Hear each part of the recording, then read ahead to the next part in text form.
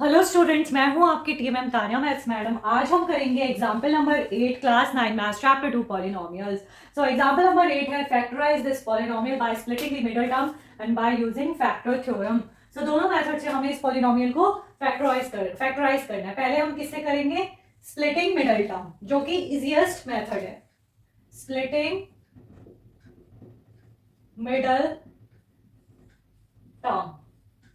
सो क्या हो जाएगा? पहले तो ले लो, let P X is equal to 6x square plus 17x plus 5। Middle term को कौन सी हो गई? 17। ए और बी सच दैट यहाँ पे क्या है? प्लस है, तो क्या हो जाएगा? a plus B is equal to 17। Middle term आ जाए और a मल्टीप्लाई b क्या आ जाए? दिस थिंग और इसका multiply, coefficient of x square और कांस्टेंट का मल्टीप्लाई। 6 इंटू 5 30। ए और बी ऐसे नंबर होने चाहिए। तो कैसे निकालेंगे 30 का फैक्टराइजेशन? क्या 30 के फैक्टर्स क्या क्या होते हैं? 1 into 30, 30 is equal to 2, 2 into 15। 1 से स्टार्ट करेंगे हम। 1 इंटू 30, 2 इंटू 15। तो यहाँ पे देखो 15 प्लस 2 कितना हो गया? 17, और 15 मल्टीप्लाई 2 क्या हो गया? 30 हो गया। तो हमें ये दो दो नंबर्स मिल गए। तो ये हो जाएगा P X is equal to 6x square plus 15 plus 2x plus 5। आप किसी भी ऑर्डर में लिख सकते हो। तो ये हो गया 6x स्क्वायर, एक्सपेंड कर लो, plus 15x plus 2x plus 5। दो दो के पेयर ये चार टर्म्स आ गई, तो दो दो के पेयर बना लो। अब इन दोनों में क्या कॉमन है? 3x। कैसे? 3x बाहर लोगे तो क्या बचा? 2x। 3 2 जा 6, 6x स्क्वायर आ गया। अब 3 बाहर ले लिया, क्या बचा? 3 5 जा 15, 5 x बाहर आ गया। अब यहाँ पे 2x प्लस 5 है, तो हमें यहाँ पे भी कॉमन टर्म जो है वो 2x प्लस 5 बनानी है। तो क्या ले ले? 2x प्लस 5 ऑलरेडी है, क्या बाहर ले ले? 1 बाहर ले लो, 2x प्लस 5। अब इन सब में क्या कॉमन आ रहा है? 2x प्लस 5 कॉमन ले लो, बाहर ले लो। अब क्या बचा? 3x plus 1। तो ये क्या हो गए? इसके फैक्टर्स हो गए। सो स्प्लिटिंग मेथड से इसके फैक्टर निकालिए। अब देखते हैं फैक्टर थ्योरम से, इसको रब कर देते हैं फैक्टर थ्योरम से। फैक्टर थ्योरम से कैसे करेंगे? 6x square plus 17x plus 5 है, तो यहाँ पे क्या है? 1 होना चाहिए। ये हमारा जो कोफिशिएंट ऑफ एक्स स्क्वायर जो है वो 1 होना चाहिए। तो इसके लिए क्या करेंगे? 6 को बाहर ले लो, 6x square plus 17 upon 6x plus 5 upon 6। ये आ गया। तो ये इसको बोलो पॉलिनोमियल। ये पॉलिनोमियल हो गया 6px। तो ये क्या हो जाएगा? 6x माइनस a और x माइनस b। ठीक है। अब क्या हो गया? The factors of constant term कौन सी हो गई? 5 अपॉन 6 के हमें जो है फैक्टर्स निकालने। तो क्या होंगे? The factor of 5 upon 6 plus minus 1 upon 2 plus minus 1 upon 3 plus minus 5 upon 2 plus minus 5 upon 3। क्यों होंगे? 1 अपॉन 2 को 5 अपॉन 3 से मल्टीप्लाई करोगे तो क्या आएगा? 5 अपॉन 6।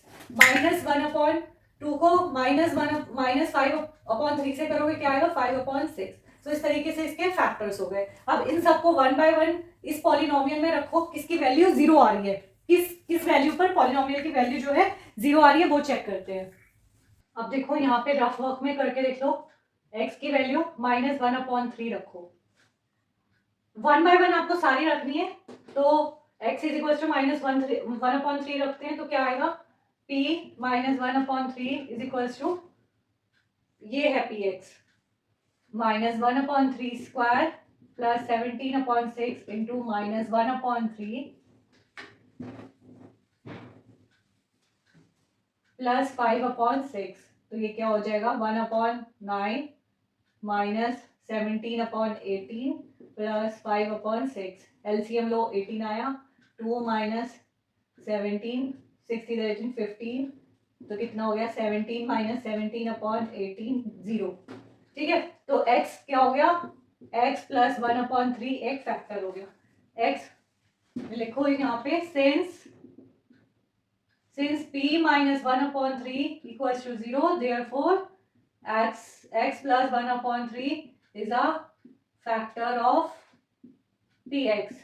इसी तरीके से जब आप माइनस 5 अपॉन 2 रखोगे x की वैल्यू, तब भी क्या होगा? ये 0 आएगा। तो आप ये भी लिख सकते हो p minus 5 upon 2 is equal to 0। आप रख के देख लेना। therefore x plus 5 upon 2 is a factor of P X. तो क्या हो गया, P X is equals to 6x minus A, ये क्या हो गया, x प्लस 1/3 x प्लस 5/2 6, ये क्या हो जाएगा 3x प्लस 1 2x प्लस 5, ये क्या हो गया 3 2 जा 6, ये कैंसिल हो गया, तो क्या बचा 3x प्लस 1 2x प्लस 5, ये इसके फैक्टर्स हो गए। सो आपने देखा कि हमने दोनों मेथड से निकाला, बट स्प्लिटिंग वाला बहुत इजी था। सो जब भी अगर स्पेसिफाई हो तो आपको ये मेथड आना चाहिए, अदरवाइज आप स्प्लिटिंग मेथड से ही करना। सो आज के लिए इतना ही, मिलेंगे अपने नेक्स्ट क्लास में।